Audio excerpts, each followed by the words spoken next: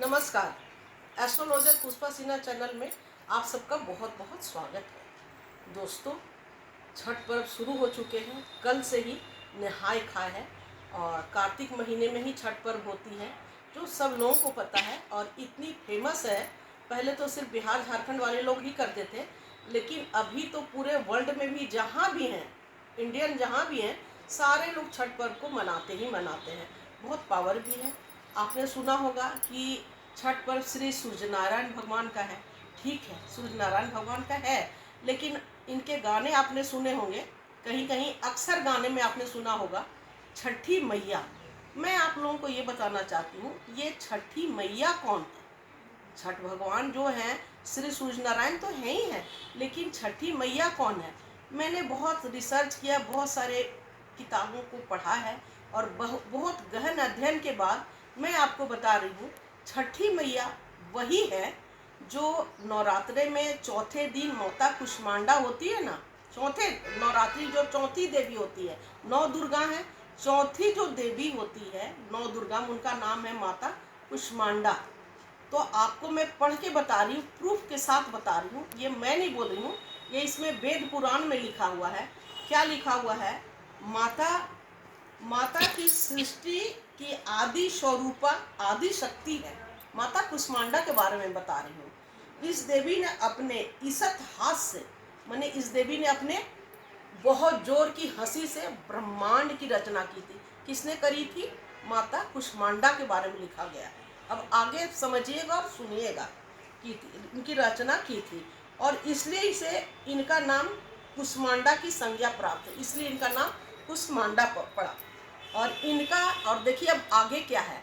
और इनका निवास स्थान सूर्य मंडल के भीतरी लोक में है। और क्या लिख रहे हैं? इनका निवास स्थान, माता कुष्मांडा का निवास स्थान कहाँ है पता है? इसमें साफ लिखा हुआ है कि सूर्य लोक के भीतरी लोक में है। सूर्य के भीतरी लोक में माता कुष्मांडा का निवास स्थान है। माता वहीं निवास करती हैं और इसी के तेज और प्रकाश से दसों दिशाएं प्रकाशित हो रही है। क्या है? इन्हीं के तेज से दसों दिशाएं प्रकाशित हो रही है। किसके तेज से? माता कुष्मांडा के तेज से। और इनका निवास स्थान कहाँ लिखा हुआ है? सूर्य नारायण के भीतरी में, सूर्य के भीतर में। अब सृष्टि का अस्तित्व नहीं, जब सृष्टि का अस्तित्व ही नहीं था, चारों ओर अंधकार था, सृष्टि की उत्पत्ति ही नहीं हुई थी, चारों ओर अंधकार थी, तब भगवती ने ब्रह्मांड की सृजन की थी। और तब भगवती ने ब्रह्मांड की सृजन की थी और सृजन की थी, और इनकी 8 भुजाएं हैं। अब मैं आपको ये बताना चाहती हूँ कि इसमें साफ लिखा हुआ है कि भगवती का स्थान जो है सूर्य मंडल के भीतर में है। तो अब आपको मैं यही आप लोग को समझाना चाह रही हूँ कि ये बहुत पढ़ने के बाद, बहुत निकालने के बाद, 1 महीना बहुत मेहनत करी है, तब मैं जाके ये पत्रिका निकाल पाई हूँ और आप लोग को बता रही हूँ। जब भगवती माता छठी मैया, इसका मतलब हुआ कि माता छठी मैया माता कुष्मांडा ही है। जो माता छठी, लोग गाना में भी है छठी मैया ऐसे वैसे, तो छठी मैया है कौन? छठी मैया माता कुष्मांडा ही है। जभी तो इनका निवास स्थान ही सूर्य के भीतर बताया है, और तभी ब्रह्मांड का विकास ही नहीं हुआ, ब्रह्मांड था ही नहीं। माता की इसी हंसी से, माता की ठहाके से ब्रह्मांड का निर्माण हुआ है। और माता का स्थान कहाँ है? श्री सूर्य नारायण के अंदर है। तो अब आप ही बताइए, माता हुई ना छठी माता यही। तो जो हम लोग नवरात्रे में चौथे दिन की देवी को पूजते हैं, चौथा दिन माता कुष्मांडा को, वही है छठी मैया। आप गहन अध्ययन करिएगा और आपको मैं प्रूफ के रूप में दिखा भी रही हूँ, देख लीजिए। मैं ऐसे ही नहीं बोल रही हूँ, ताकि आप देखिए। मैं बिना प्रूफ का कुछ भी नहीं लाती हूँ सोशल मीडिया पे, कुछ भी नहीं। ये मैंने नहीं लिखा हुआ है, ये लिखा हुआ है वेद पुराण का है। तो यही है, यही जानकारी दे रही हूँ। बहुत शक्ति है, श्री सूर्य नारायण तो है ही, सूर्य नारायण तो है ही है, लेकिन जो छठी मैया है उस सूर्य नारायण के भीतर उनका वास है। इन्हीं से सूर्य की भी उत्पत्ति हुई है। जो सूर्य नारायण है ना, इन्हीं से उनकी उत्पत्ति हुई है। और इसीलिए छठ पर्व का बहुत बहुत महत्व है। इनके पूजा से क्या बढ़ते हैं?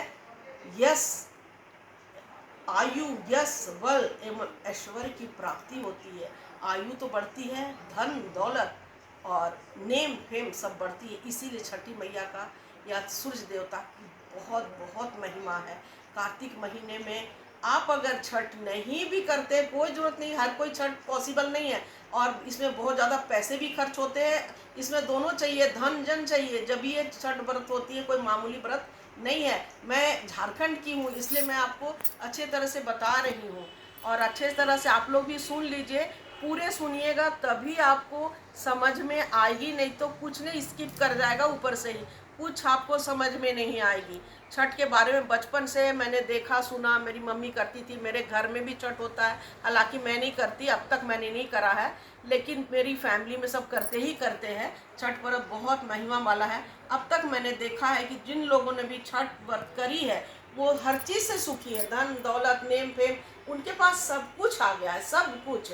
ये बहुत महिमा वाला पर्व है। मैं छठी मैया को प्रणाम करती हूँ और आप लोग से रिक्वेस्ट भी है कि ये इस वीडियो को स्किप मत करिए, हटाइए मत, पूरे देखिए सुनिए, तब आपको इनकी महिमा का बखान, मेरे मुंह में उतनी शक्ति नहीं है कि मैं इनकी महिमा का बखान करूं, लेकिन जो वेद पुराण में लिखा हुआ वो मैंने आप लोगों को बताया है।